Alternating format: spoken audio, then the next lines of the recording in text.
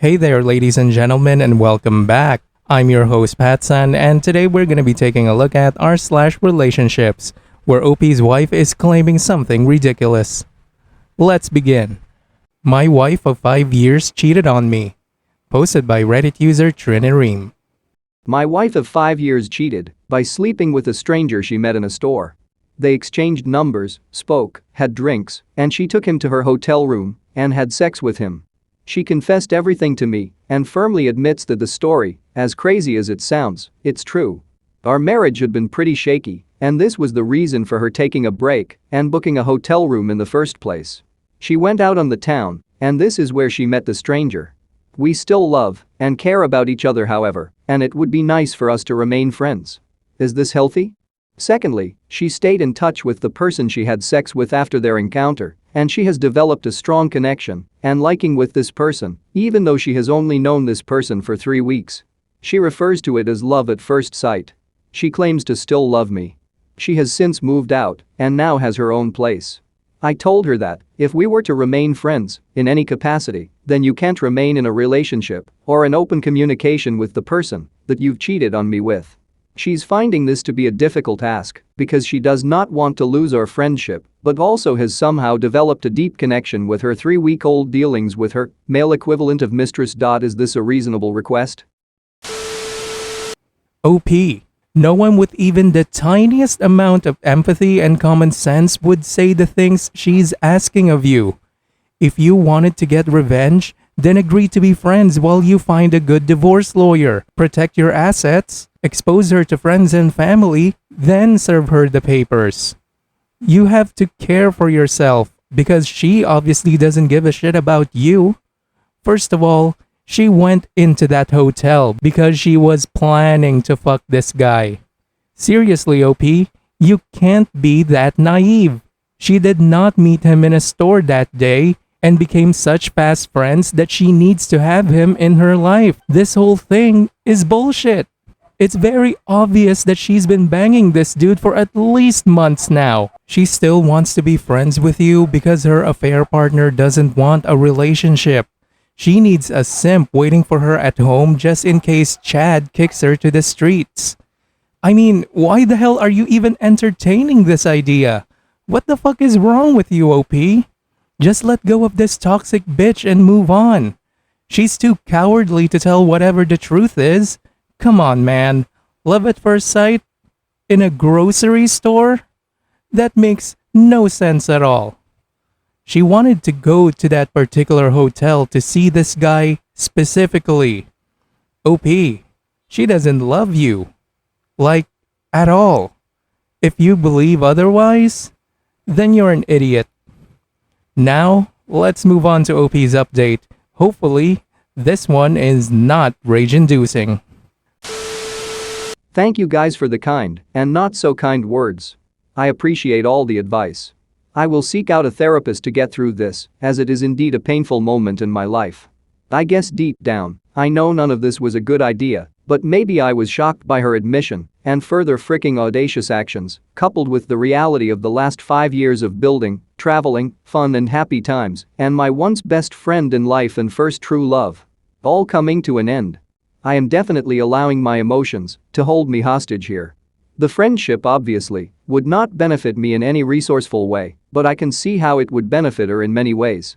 A security blanket, as someone put it. I also agree that at this point, I cannot dictate who she sees or befriends. Knowing that she still wanted some kind of relationship with the guy that she cheated on me with, I should have simply declined the mere notion of us being friends. To those seeking more details. No, we don't have kids. I have pressed her on the met at a store story several times, but she doubles down on it. Says she understands that the behavior was unsafe and unhealthy, but she was in a vulnerable place due to the marital funk when she first met the guy and accepted his number and his request to have drinks. Also blames some of her actions on alcohol. This woman came into my life when I was in a dark place myself. She is a big reason why I am the person I am today, as she's helped build me up in many ways. So, it seems to me that one of the reasons why I still wanted to be there for her after what happened was probably to show gratitude. As some has pointed out, it probably has to do with not having better self-esteem as well. I'm also aware that she can have suicidal thoughts and speak in really dark terms when she goes through situations like this, and she has during this process, especially when she thought she was going to be homeless, etc. But I am coming to the realization that the same way I must now seek help to better myself, so does she.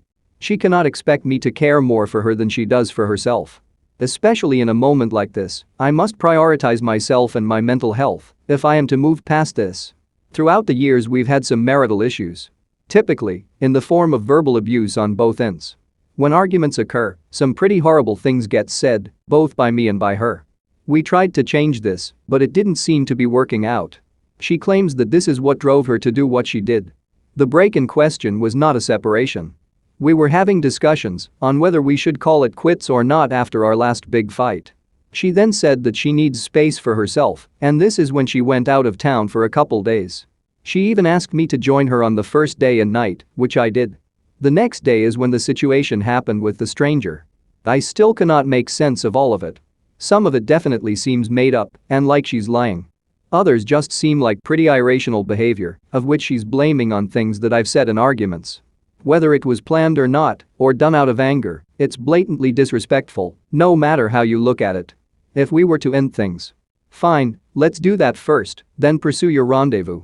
As much as it still hurts, and as painful as all of this is, I am now filing for divorce. I stopped all contact with her, except for how to distribute our assets, and I'll be getting a therapist. Thank you for your time, words, encouragement and advice. It has helped me gain some clarity on things I was in obvious denial about. TLDR. I'm filing for divorce on the ground of infidelity. We've halted contact and minimal communication, and I'll be seeing a therapist soon. Oh, thank God. I actually thought that you were gonna continue simping, OP. I'm glad you woke up. You finally see how stupid her lie is, how she never accepts responsibility, how she just blames everything on everything except herself. Don't let it get to you too much, OP. For now, just focus on yourself and go get that therapy, man. It really helps. Also, don't talk to your wife at all. Even if it's just to discuss the distribution of assets. Anything you have to say to each other must go through your lawyer. You can never be too safe. Just like how this channel will be saved if you consider donating to me, your host PattSun. Viewer support is the best way for me to remain independent and continue bringing you these daily videos, which will always be here on my YouTube channel for you to watch absolutely free. So consider clicking that super thanks just below the video title, or you can use my PayPal in the description box down below. Thanks for listening, everyone. If you even somewhat enjoyed today's story, make sure to give this video a thumbs up, and if you really like it, make sure to subscribe to PattSun to never miss a future upload. Stay strong.